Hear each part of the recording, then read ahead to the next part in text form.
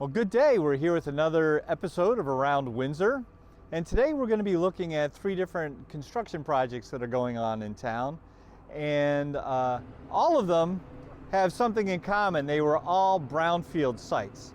So oftentimes you wonder why more isn't developed on vacant property. It's because it's stupid expensive to get this ground cleaned up. So where we're starting is here on Maple Street at the site of the old Rogers Fabricare dry cleaners.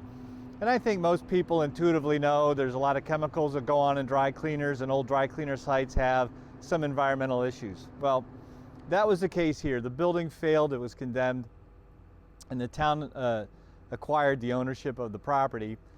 Through efforts with the state Department of Environmental Protection and the federal EPA, they actually found the responsible party from back in the 1970s that owned the facility that created some of the contamination. So this project, I think they originally thought was going to cost about $500,000, and that price tag is now closer to $3 million.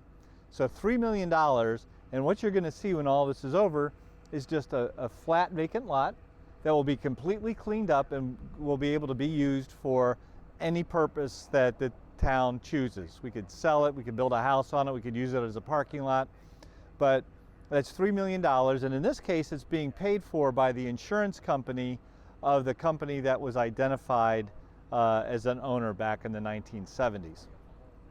So if you haven't been down Maple Street lately, or it's been a long time, you might recall that there was a building, somebody told me at one point it was a one-room schoolhouse that got converted, and it was a dry cleaners for 45, 50 years. The building fell into some disrepair and was just an eyesore.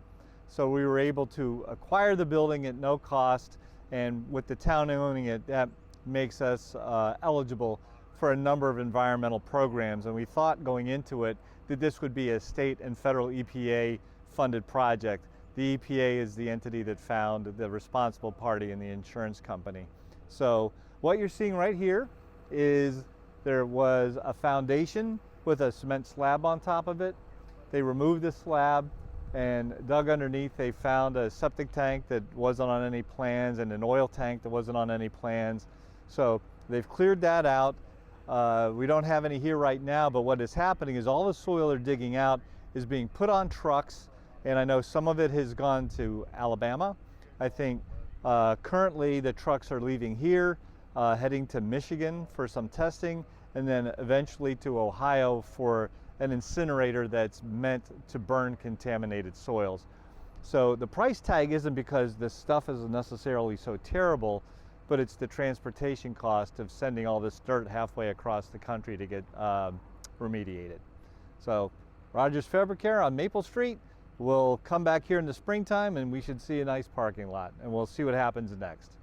We'll move on to the next site. Okay. So now we're at site number 2. We're at the Central and Main apartment complex that I think everybody's seen and is familiar with. So they broke ground on this project in the springtime, and here we are in early October, and the project is on schedule and on budget, they tell me. So the expectation is sometime next summer that it'll be ready for occupancy. What's going on right now is they've started at the bottom. They spent the first few weeks where it looked like nothing was going on, but this too was a brownfield site. And I believe it was 3 or 4 feet worth of dirt that again had to be trucked out and new dirt brought in to the extent that they needed new dirt. There's a parking garage underneath this building. This dirt isn't as contaminated as the dry cleaner dirt. This dirt is representative of probably all of the dirt that's in downtown Windsor.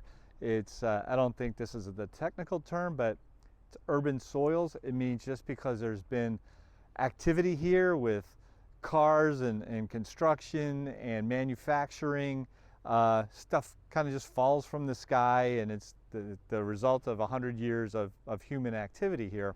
So the dirt that was pulled out of here, I believe, went to various landfills to use as a cap over what goes into the landfill. So this project, I believe, is $1 million to, I think the high end was going to be $1.5 million. I haven't seen the final number, but we'll say about $1 million just to take dirt out and put it on top of a landfill and bring some clean dirt back in. So they're starting at the bottom. You can see the structure of the underground parking, or at least under building. It's not underground. So that'll be some of the parking.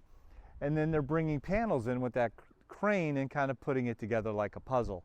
So they're going up floor by floor, and they'll be working on the insides, building the walls for the apartments, getting all the tradesmen in, doing their various work throughout the winter. So my understanding is they would like it to get weather tight by the time it gets really cold and the snow flies, so that the tradesmen can be inside working on the various aspects of what they need to do.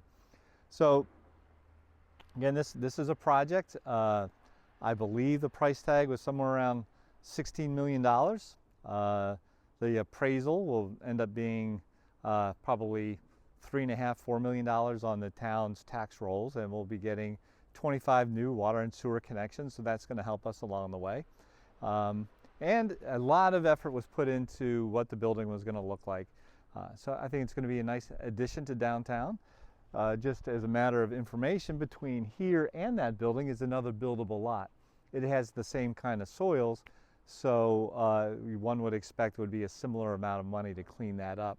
And that's not something that a typical contractor could take on their own, add $1 million to the product cost just to move dirt around and still be able to make money on the building. So we're going to continue to work to see how we can get that lot developed in the years ahead, but it's just an example of the challenges we face on any of the open spots here. Anybody who's been in town for 12 years or more may remember when there was a burned out house on this site and an overgrown plot of land. It's really come a long way. It kind of just blends into the scenery after some time, though, and you really don't expect to see how much things have changed. I think this building is going to make a big impact on Main Street downtown, and having 25 new apartments to help support our economy will be a nice thing. We're now at the third site that we're visiting today, and this is the Railyards Recreation Project. You may have seen or heard about this for the last year or so. This is a project that, once again, is funded by the EPA. The town received a grant of $380,000 through the Mount Escutney Regional Commission, our regional planning agency, to pay for the remediation of the brownfields issues here. And once again, it's just urban soils. So in this case, the contractor's first step was to go down about 6 inches, take off all the dirt, and it gets carted away to, again, a landfill area. Some of the dirt can be reused in low spots here that we put a clean cap on it. The next phase is to put down, you can see, it looks like a roll of like black mesh fabric there. That's a barrier, so that in the future, if anybody digs here and they hit that, that's a known signal that going below that, you're going into contaminated soils and you have to stop. So they bring the dirt down, put down that fabric, and now they're bringing in clean fill to put on top. Now, as part of the project, there's going to be conduit, there's going to be trees, different holes that be dug, and you can see some of these stakes. They're identifying where we're going to have to dig as part of the project, and they will dig out the holes there, like for a root ball for a tree. They'll dig that out now, fill it in with clean soil, so when we actually get around to planting the trees, it'll be clean soil going on. So if you recall what this looked like, again, 15 years ago, this was overgrown, junk strewn all over it, and now we're seeing it cleared up. Probably nobody even had an idea that the property went back this far. It's called Railyards Recreation for a good reason. You can see this stuff wasn't buried, it was just like overgrown. From what I understand, there's almost 2,000 feet of rail that they found on site. This had been a very active rail yard back in the day, with cones here and Goodyear down that way. I understand there may be one of those old rail turntables underneath some property that's a little further south. There was a lot of activity going on, so whether it's the big piles of railroad ties or the actual rail, you just kind of imagine what kind of activity took place in this area. There was also a couple of buildings, there was a foundry. So this stuff has all been identified and will end up wherever it's supposed to be. We are making some efforts to have some of the rails turned into some interesting sculpture perhaps, or maybe part of the skate park to incorporate and kind of give some deference to the property's history. So what we can expect to see here is the soil work should be done before winter really sets in. Depending on the schedule, we'll either seed it in the winter or come back in the spring and seed it, so this will all be grass. At the far end, the plan is for a dog park. I know that gets a lot of comment on, we have a nice dog park, what do we need 2 nice dog parks for? Well, we had to put together a plan for the EPA to say what are we going to use this for, and a dog park is about the easiest way to use land. All we have to do is connect the fence to the fence that's there, and now we have a dog park. Will it stay a dog park forever? I don't know, but that's what's on the plan. There will be a parking area over in this area. There will be a skate park similar to the skate park in Lebanon, for those who know that. In this area here, there'll be picnic tables, trees, paths. So it will be a public space that I expect is going to be very well used by the people who live, in the downtown, the same way the fairgrounds gets used by really everybody in the community. There are plans, if the community wants them, there's room for pickleball courts down here. We do plan to put a couple of pickleball courts in up the fairgrounds. That should have been done by now, but contractor availability has been tough.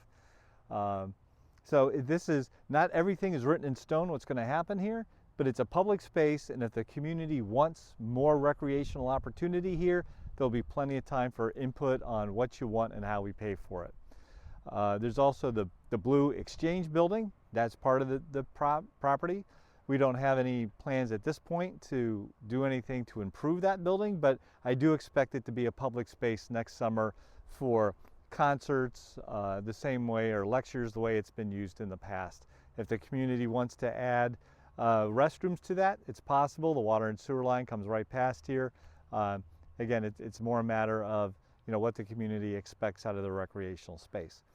So just in summary, we visited the Rogers Fabric area.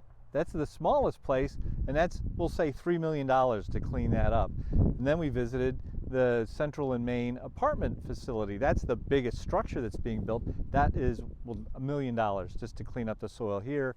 And here, this is a big geographic area, but it's going to have the least development on it, and round numbers, $400,000 to clear it up. So we're talking almost $4.5 million being spent either by an insurance company, some from the state and some from the federal EPA, to get this just to a state where we can actually build something on it.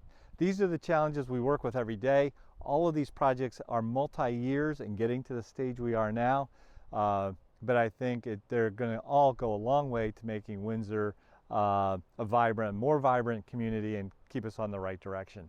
Thanks for watching.